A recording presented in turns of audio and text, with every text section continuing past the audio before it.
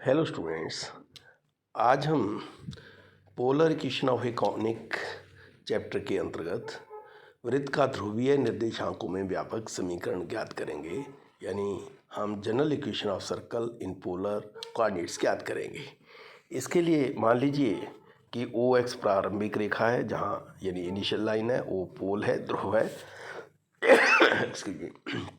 और मान लीजिए कि दिया हुआ वृत्त जिसका केंद्र CR1 θ1 है, और यदि हम C को ध्रुव O से मिलाएं तो OCR1 होगा और एंगल COX जो हो जाएगा θ1 हो जाएगा। अब मान लिया कि वृत्त पर स्थित कोई बिंदु PR θ है, PR θ भी any point on the circle. तो P को जब हम ध्रुव से मिलाएंगे OPR हो जाएगा और एंगल POX हो जाएगा थीटा। तो एंगल POC हो जाएगा थीटा माइनस θ1, जैसा कि फिगर में दिया हुआ है। अब ट्रिग्नोमेट्री से हम जानते हैं कि ट्राइएंगल COP में साइड CP का स्क्वायर इक्वल टू होगा फर्स्ट साइड यानी OC square plus second side यानी OP square minus 2 first side यानी OC into second side OP into cos इन दोनों साइड के बीच का एंगल यानी cos of angle COP।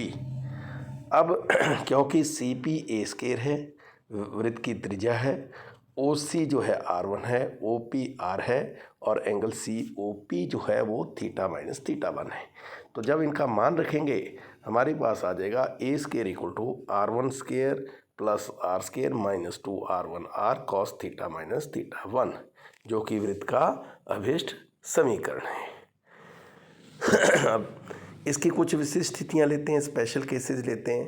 Case first, जब वृत्त का केंद्र प्रारंभिक रेखा पर स्थित हो, यानी जब केंद्र C जो है वो प्रारंभिक रेखा OX पर स्थित होगा, तब OC और OX संपाती होंगी यानी कोइंसिडेंट होगी, और एंगल COX जो पहले हमारा θ1 था, θ1 अब 0 हो जाएगा।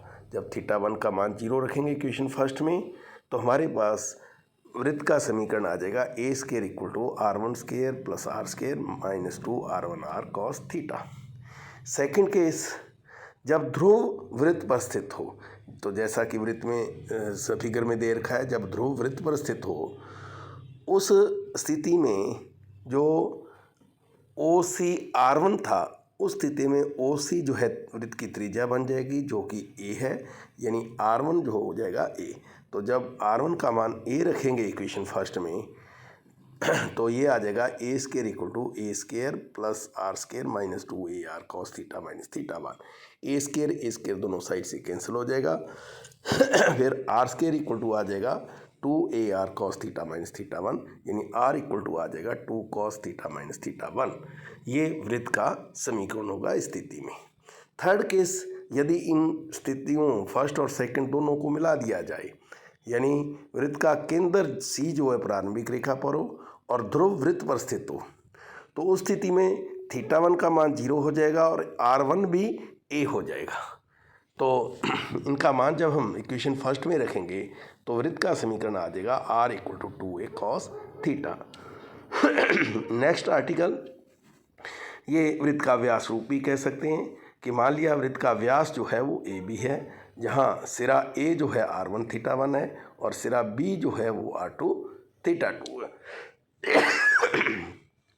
अब OX प्रारंभिक रेखा है, तो हम A को मिला देते हैं ध्रुव O से, तो OA जो है R1 हो जाएगा और एंगल AOX हो जाएगा θ1। इसी तरह B को ध्रुव O से मिला देते हैं तो OB हो जाएगा R2 और एंगल BOX हो जाएगा θ2।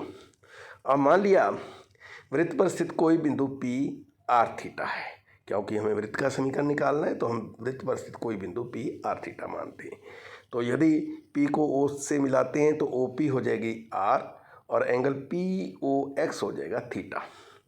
अब यदि AP और BP को मिलाते हैं, तो A और P को मिला दिया, फिर B और P को मिला दिया, तो ये ट्राइंगल पी ए बी जो है अर्धवृत्त में निर्मित यानी सेमी सर्कल में निर्मित ट्राइंगल हो जाएगा।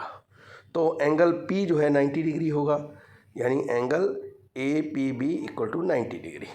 तो 90 डिग्री के सामने की भुजा ए बी जो है वो कर्ण यानी हाइपोटेन्यूस हो जाएगी।